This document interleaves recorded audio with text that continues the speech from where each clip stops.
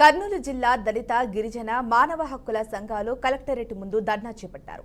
డానాపురం sarpanch చంద్రశేఖర్పై Adoni MLA Parthasarathi, TDP మహిళా నాయకురాలు గుడిసె కృష్ణమ్మ వివక్ష చూపుతున్నారని ఆరోపించారు. వారిపై ఎస్సీ, ఎస్టీ, ఎస్సీ కేసు నమోదు చేయాలని డిమాండ్ చేస్తున్న నేతలతో మా ప్రతినిధి బసవరాజ్ మరింత సమాచారం అందిస్తారు.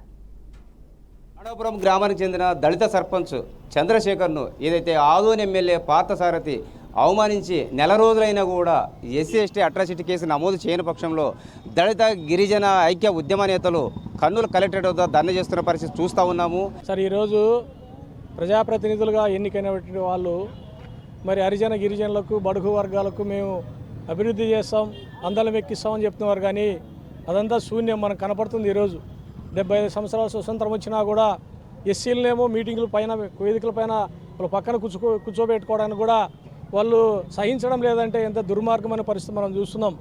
ఎస్టీలను దూరం పెడతారు, ఎస్సీలను దూరం పెడతారు. అంటే ఎస్సీ, ఎస్టీ ఓట్లతోనే గద్దెనెక్కుతారు, ఎమ్మెల్యేలు అవుతారు, మినిస్టర్లు అవుతారు. కానీ అభివృద్ధి గురించి పట్టించుకోరు. కులాల మధ్యన చిచ్చు పెడతారు. మీరు అంటరాని వాళ్ళు, మీరు మా కిందనే ఉండాలా, మా కాళ్ళ దగ్గరే ఉండాలనే భావన మరి స్పష్టంగా ఈరోజు ప్రజలకి తెలియజేస్తున్నారు.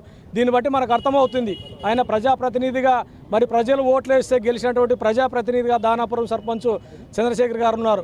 ఆయనకే న్యాయం జరగకపోతే సామాన్యమైన ప్రజలు చిన్న చిన్న సమస్యల కోసం మరి ఎమ్మెల్యేల దగ్గరికి పోతే వాళ్ళు ఎట్లా స్పందిస్తారని చెప్పేసి దీన్ని బట్టి మనకు అర్థమవుతుంది. కాబట్టి వీళ్ళు వెంటనే రీకాల్ చేయాలా. ఇట్లాంటి ఎమ్మెల్యేలు ఎవరైతే ఉన్నారో ఈరోజు బీజేపీ ప్రభుత్వం చెప్తుంది మేము ప్రజలకు అది చేస్తాం, ఇది చేస్తామని చెప్పేసి ఏం చేస్తున్నారు? ఎక్కడ చూసినా బ్రాంచ్ షాపులు పెడుతున్నారు, గొడవలు పెడుతున్నారు. మతాల పేరుతో గొడవలు పెట్టేది కాదు. మీరు నిజంగా మీకు నీతి నిజాయితీ అవి ఉంటే మరి ఎస్సీ, ఎస్టీలు ఎందుకు వేదికలపైన మీరు పిలిచి కూర్చోబెట్టుకోరు? వేదికలపైన సర్పంచ్ అంటే ప్రథమ పౌరుడు. ఆ వేదిక పైన సర్పంచ్ మీటింగ్ని నడిపించాల్సిన బాధ్యత ఉంటుంది.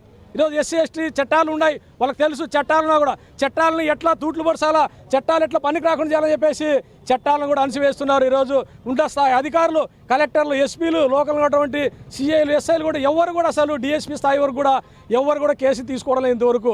45 రోజులైనా నాకు అన్యాయం జరిగింది, నాకు అవమానం జరిగింది, మర్యాద పోయింది, నా కులాన్ని కించపరిచాను అని చెప్పేసి దానాపురం సర్పంచ్ ఇంత ఆందోళన చేస్తున్నా. ఆయనకు మద్దతుగా మరి హరిజన గిరిజన సంఘాలు 45 రోజుల నుంచి ఆందోళన కార్యక్రమాలు చేస్తున్నారు.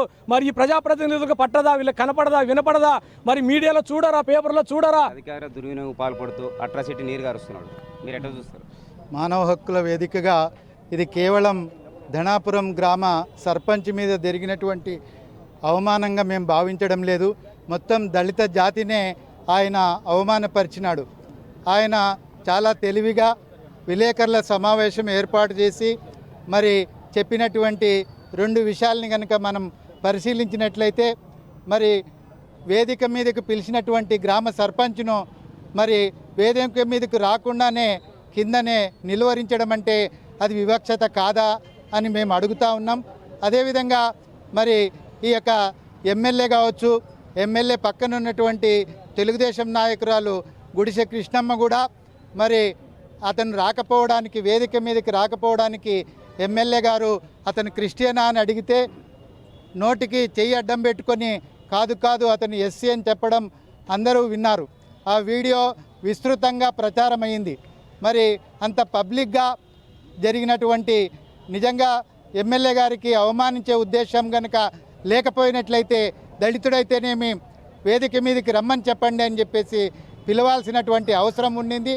మరి ఆ విధంగా పిలవకపోవడం అంటే ఇతర కులాలు, దళితేతర కులాల యొక్క అనుకూలత కోసమే ఆ ఎమ్మెల్యే ఆ రకంగా ప్రవర్తించినాడు. కాబట్టి ఈరోజు దళిత జాతి మొత్తం ఈ యొక్క పోరాటానికి సిద్ధపడింది.